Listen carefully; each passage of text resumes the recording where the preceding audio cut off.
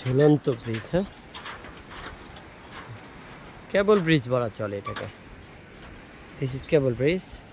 নিচের সৌন্দর্যটা ওয়াও, সত্যি ফ্যান্টাস্টিক, ভালো করেছে এটা, ভালো লাগার মতো। এটা কিন্তু ভারতের অংশ, এটা আমাদের বাংলাদেশের অংশ না, সম্পূর্ণ অংশটা ভারতের। আমরা এই ঝুলন্ত ব্রিজের একটা ঝুলন্ত ব্রিজ আমরা জাফলং থেকে দেখতে পাই। জাফলং থেকে যেটা দেখতে পাই ওটার উপরে আসলে দাঁড়াতে দেয় না, ওটা আমরা গাড়িতে করে পার করেছি।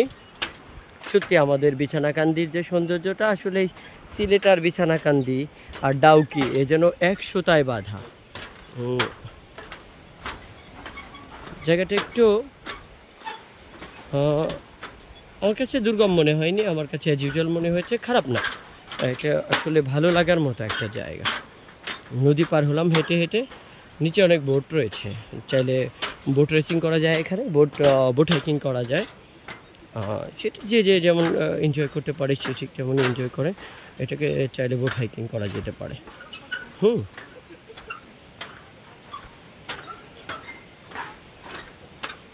আমরা এরপরে অবশ্যই জাফলং যাব।